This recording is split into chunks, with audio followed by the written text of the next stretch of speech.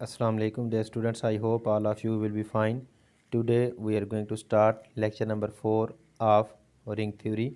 In this lecture we are going to discuss subring, its examples and some theorems and particular definitions as well. So we start the lecture with subring.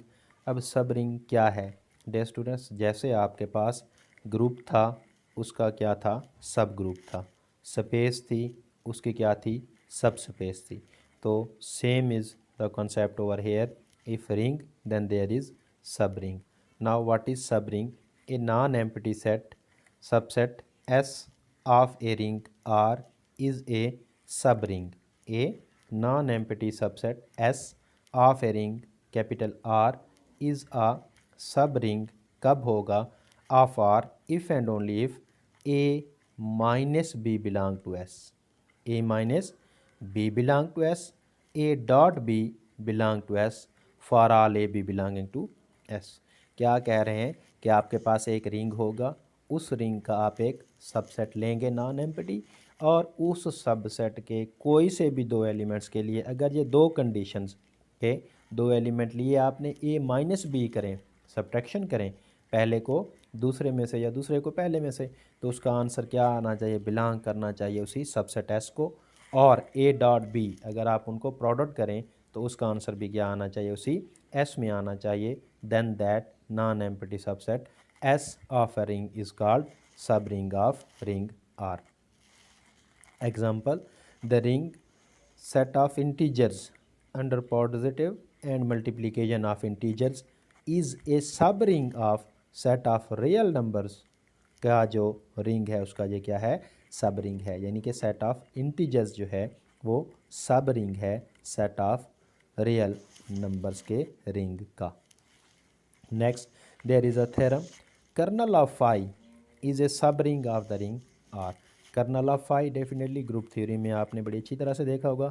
Colonel of phi क्या होते हैं? Kernel of phi में the all those elements of G which are mapped under phi to the identity element of G dash.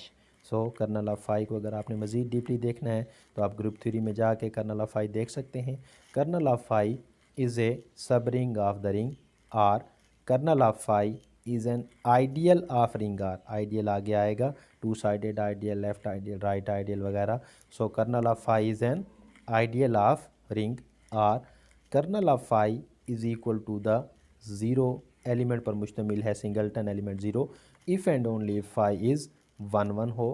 Colonel of phi is equal to the singleton element zero if and only if onto homomorphism is isomorphism, कि अगर आपके पास जो homomorphism है वो isomorphism हो, यानी कि 1 1 भी हो और ऑन टू भी हो जाए, तो kernel of phi is equal to 0 पर मुश्तमिल होता है, सिंगलटन एलिमेंट पर ही मुश्तमिल होता है।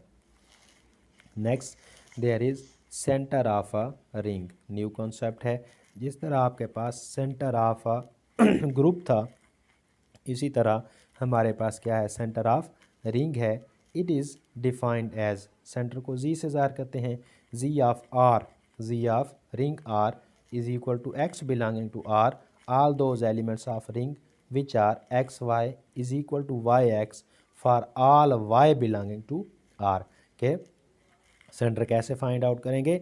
आप रिंग के तमाम एलिमेंट्स को बारी बारी फिक्स करते जाएंगे, और एक एलिमेंट को फिक्स किया, एक्स को फिक्स किया, फिर तमाम एलिमेंट्स उसके साथ आपने क्या किए? कम्यूट किए, x y is equal to y x. तमाम एलिमेंट्स के लिए अगर उस स्पेसिफिक एलिमेंट का कम्यूटेटिव लॉ होल्ड करता है, फिर क्या होगा? आपके पास वो ख़ास एलिमेंट जो है वो सेंटर में शामिल हो जाएगा। इसके बाद आप दूसरा एलिमेंट रिंग का फिक्स करेंगे और उसके साथ बाकी तमाम एलिमेंट्स जो आपके पास रिंग के हैं उनको कम्यूटेटिव प्रॉपर्टी होल्ड करवाएंगे। अगर commutative property for all elements hold करती है तो फिर वो क्या होगा? आपके पास सेंटर का एलिमेंट बन जाएगा।